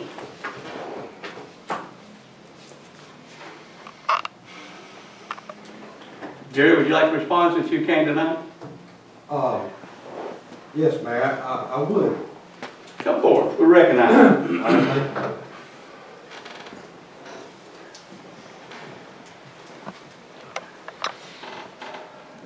Just a couple of points that I would like the council to be aware of. The Economic Development Council is an advisory committee that was formed after I was hired by the Pickens County Chamber of Commerce. In fact, I wrote the bylaws to that committee. The original bylaws showed it as a division of the Pickens County Chamber of Commerce. In 2016, when there were some issues, this was before I had any direct involvement with the Chamber of Commerce, there were some changes made to those bylaws because of some concerns about some issues relating to the Chamber of Commerce. However, the purpose of that advisory committee, as written in the bylaws, did not change. It is clearly stated that it is an advisory committee, and it names the parties that it is an advisory committee to. That is the Pickens County Chamber of Commerce, the City of Jasper, the Pickens County Board of Directors, the Pickens County Development Authority, City of Jasper Development Authority. And so of those 5 members, as well as the director itself, is named as one that this committee is going to be advising. So to make the statement that... Can I correct you right there just for a moment? Yes, there are also some other appointees on this. Where yeah, there are. Generally, as far as related to the purpose, the appointees are not named parties, but those parties then select individuals from the community to serve on that council. Those appointees, the city appointees, are Gary Copeland and Ken Pent. The county appointees are Todd Payne with Amcalola EMC and Clayton Treble, a individual that owns a business and retired out of Atlanta Gas Line. So that makes up the committee. So again, I just want to clarify the point that per the bylaws, I believe that there can be a recommendation to those parties that action be taken as it relates to the Director of Economic Development. But it does not appear to me, based on how those bylaws were written, and again, I wrote them, so I know the intent behind them. The other point I wanted to make is I found Mr. Copeland's comments earlier today very interesting. He raised a lot of points about process. He had concerns about the process relating to the city manager position. Raised some issues about clarity, about transparency, things such as that. And I find it interesting because I think if the council would review the process that the Economic Development Council took, I believe that those concerns that Mr. Copeland raised would be consistent with those actions. I believe at the end of the day that this advisory committee, if they have expressed a concern about my performance, then it is up to the parties involved and the city council to make a determination as to if they want those funds continuing to flow to the Chamber of Commerce for that position. Because at the end of the day, that's what's happening. There are monies coming from both the county and the city to support the economic development program. That is spelled out in the bylaws. So what I would ask, as stewards of the public trust, that you be given the opportunity to review the economic development program, the performance, what I do, and as well as the process that led up to this moment today. And therefore, that way you can make a determination based on first-hand information as to what you would like to do moving forward. So that's what I have, Mr. Mayor, unless there are some questions. I'd like to ask you a question. Yes, please. Back in 16, when you took the position of, you were the economic developer, and you addressed the council to allow you to become the chairman or the director of the chamber. Correct. And there was questions and discussion and a vote in that meeting that would allow you to do that per our bylaws, etc. Is that correct? I mean, it was not brought to the city council, it was not carried to the county commission, and that's where the decisions were made at the economic development meeting, that they had the right to do what was necessary to move the economic development forward. And they're the ones that particular council was the one that was put together to hire you years ago. No, it was the body that I was party to. Y'all may have changed the wording of the bylaw. Mayor, with all due respect, if you look at the timelines of when those bylaws were created after I was hired. The group that advised the Pickens County Chamber of Commerce through that process was a citizens advisory committee that was actually organized by Dr. Sanford Chandler. This committee was formed after my hiring. You can look at the date on the bylaws to oversee the operation. And you can also look at the fact that the bylaws also superseded anything else that was in existence. So it is very clear in that document that that organization was not involved with my hiring. It was formed as an advisory committee after I was hired. And the dates substantiate. And no direction forward or backward to get to this body here as far as the spending of that money, except through that advisory committee. I always referred to it as the EDC. Correct. When I went to an Economic Development Council. And in our bylaws, you didn't leave a very clear way to fire you, but it did leave you a way to do what was necessary. And I think it may be that we would bring this to the full council, but I don't see it being the issue or the route that we should take. I don't know if any of us ever saw us being at this point today in a lot of areas, John. Looking back on these bylaws and the purpose and everything, it does create some gray areas and some uncertainty. So I do strongly feel moving forward that be reviewed so that we don't encounter this again. So all I'm asking for is the opportunity, as again, stewards of the public trust and their taxpayer dollars, provide me the opportunity to provide information. I'd be more than happy to also do a town hall meeting, public forum, to let the public know. Well, I think you're getting way too far out of the traces, because the planning of the advisory or the economic development board, which you refer to, felt it had the power to do what was necessary to move economic development forward. And that's what they did, and I believe, Mr. Pickett, would it take some type of court order to change that? Okay. To prove otherwise. Was the county president part of that too? County commissioner was, as well as myself. And the funds to operate this, for Mr. Nixon's salary comes from? From the city and the county. So if the purse strings are cut off, it's dead. That would be the case, but we would like to keep economic development a viable entity of the chamber, but this board has got to have a way to, if we feel like the process is not taking place, whether Jerry or anyone else. I wasn't there, I don't know what happened, but apparently they felt like because they have a lawyer, Mr. Landon's a lawyer. I think Mr. Landon has spoke to the commissioner and the chairman of the Economic Development Council. But with that, I appreciate your presentation this evening, and I'm sure this council and the county commission and the advisory commission or the economic development council will all do this to move forward. And I'm not going to get into the weeds dealing with the fact that the economic development needs to be responsible because someone's got to be held accountable for the activities in the community. And I was in that meeting that day, and so I don't think we need to drag that out here, but we can in the future if we need to, if we make it a council agenda item. Well, again, I'll be glad to provide any necessary information so that the council feels comfortable that the decision that they make relating to those funds, you feel comfortable with that because you have been presented with factual and detailed information. And I'll just add again that this council, as a body, did not make a decision in order to allow you to take on both positions back in 16 when they thought whatever was a good idea.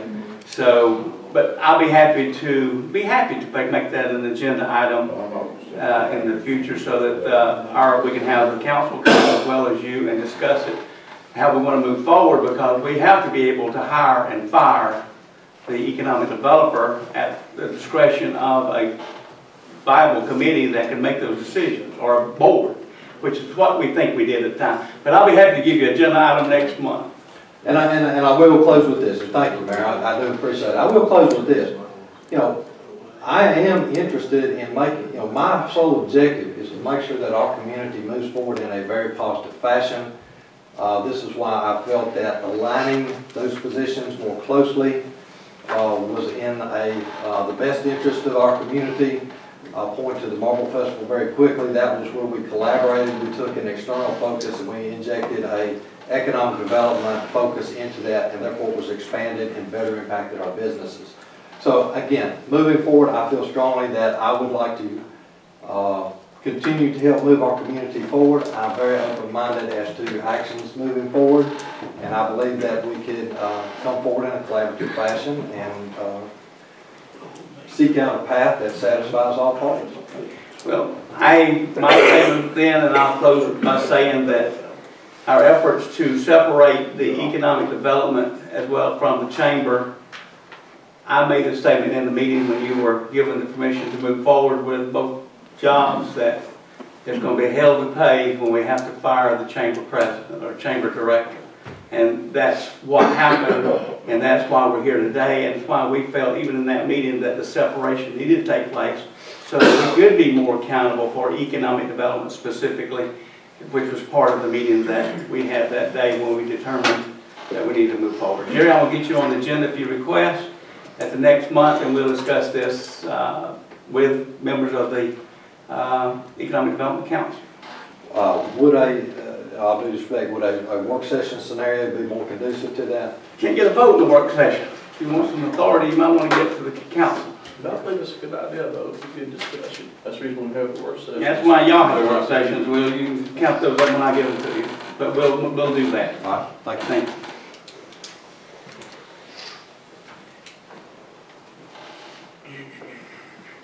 Lisa, financial report. In your packet, you have the financial report for January 2018. In the general fund, we collected $113,268 in sales tax. And that was money that came in January for December. So that's one of the larger months we've had. For the entire year of 17, we collected $1,163,190 compared to $1,068,441 in 16. So we had a good year, about 100,000 more.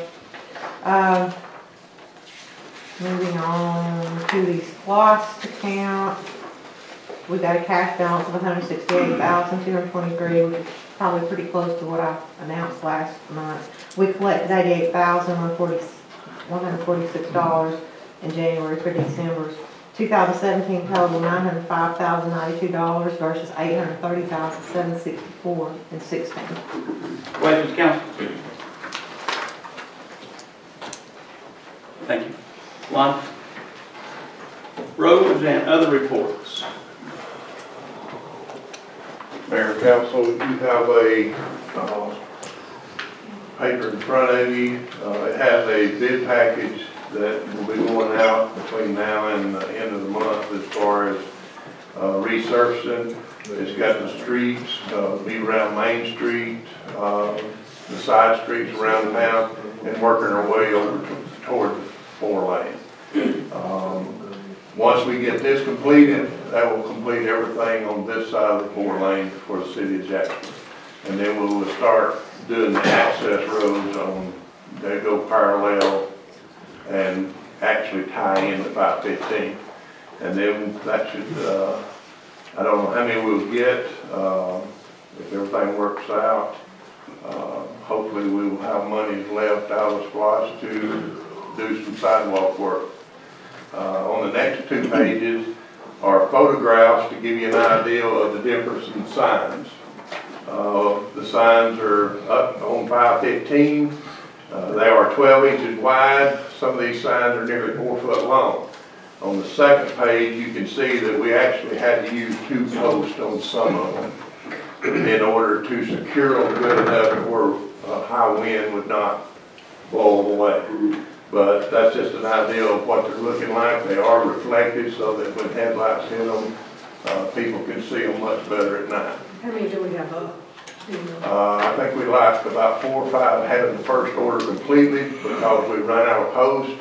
The posts were shipped out one day last week. We should be getting them today or tomorrow.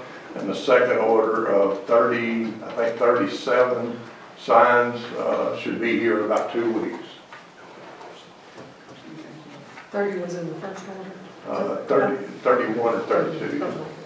How many miles do you anticipate that you're putting out for bids? How many miles of road? I'm not really sure. It's just short streets around town, just like Northeast Street is a very short street behind the old Napa building. I did not get the mileage today to bring to you. You don't have an Appalachian Court on it, do you? No, I do not. Appalachian Court, yes. I do not have Appalachian Trail from Mount Methodist Church. Why did you leave that off? Why did I leave it off? Because as far as I knew, we had not added the amount. I was just curious when you left it out. Because as far as, I didn't know that it had been settled as far as an amount or anything else what to expect.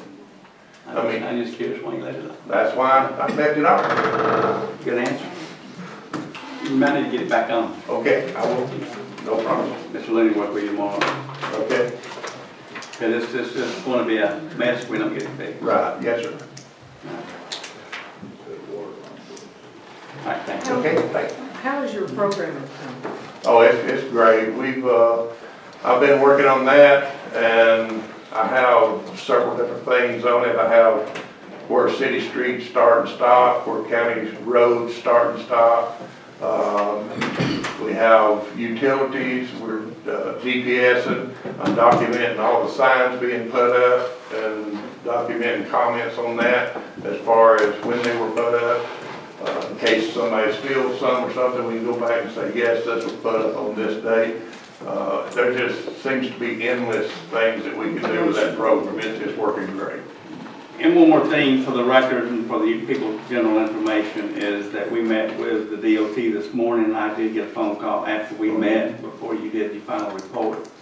And they are going to start working on the decel lane on the Holly Street, hopefully in March. So we need to get that back in gear, so we're going to make this happen. Okay.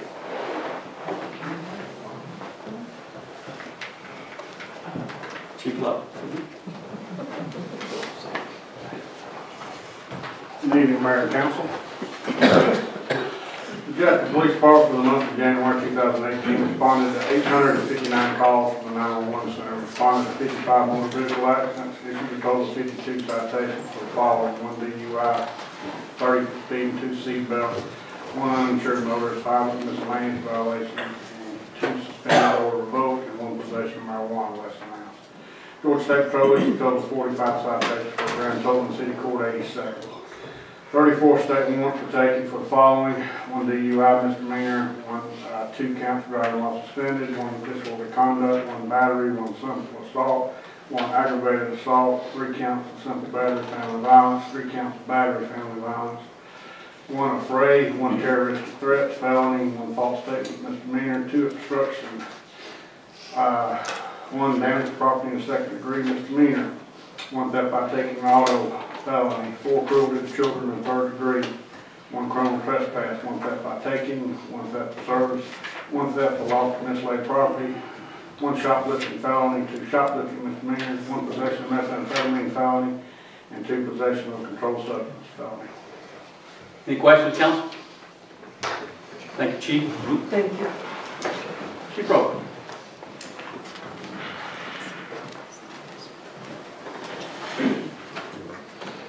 Good evening, Mayor, Council.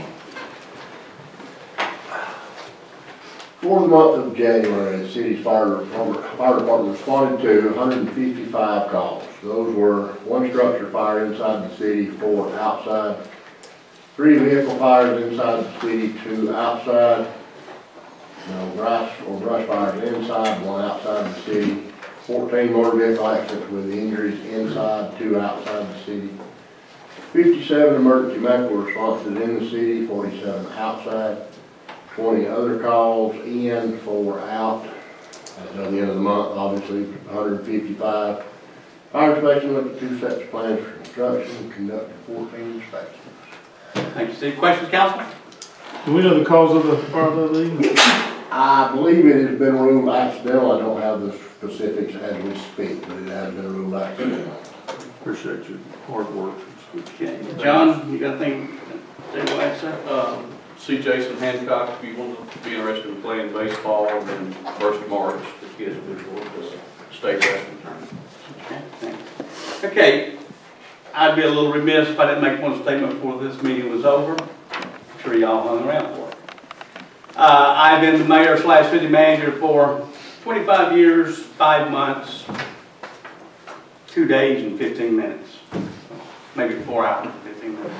But anyway, I've enjoyed my stay here, and I feel like by being the mayor/city manager, being the evil thing that it is, has allowed the city of Jasper to grow from $1.6 million budget to over $12 million without raising taxes and only 1 water rate increase. And I feel like by being mayor/city manager, it has given me the opportunity to go visit people, look them in the eye, and argue the case of the city of Jasper better than any city manager that you could possibly have. It's a heck of a position to be the mayor/city manager when you're discussing issues with a county commissioner who really don't care about your corporate limits, who really don't care about these issues because he's got his own issues dealing with the county. They're not concerned about our sidewalks, our roads, our water system, our sewer system. Years ago, Mayor Newton went to Mr. Quinton, the county commissioner, and said, I need help with our wastewater treatment facilities. Commissioner said to Mr. Newton, that's a city problem.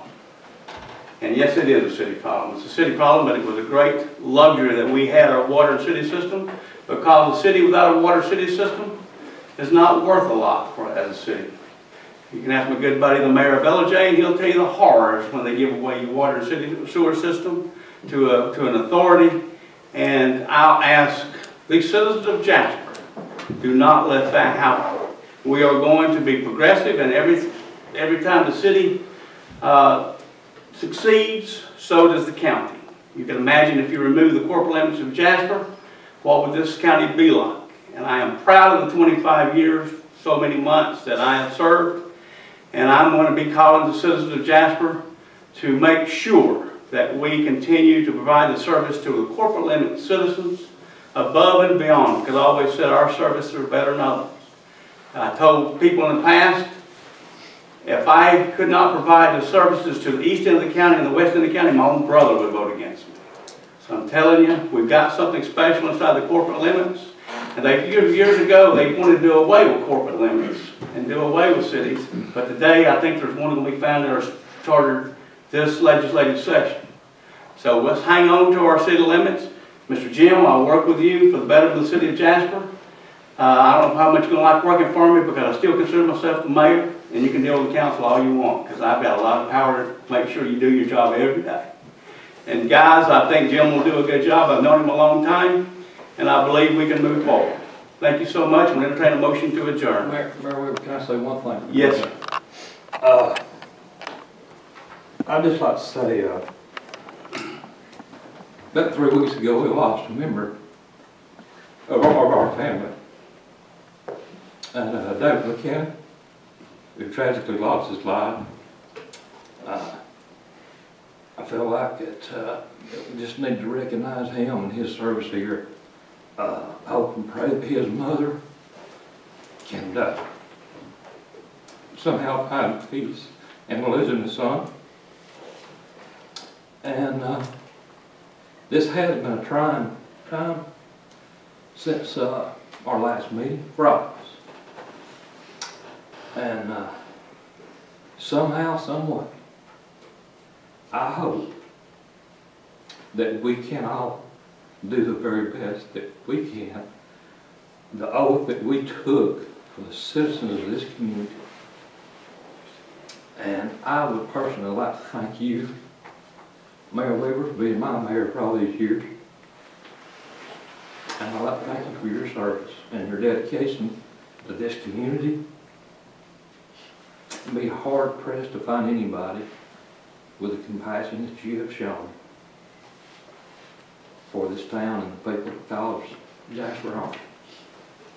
Thank you, Tony, and I feel a derelict in my duty for getting Dave. Entertain a motion to adjourn.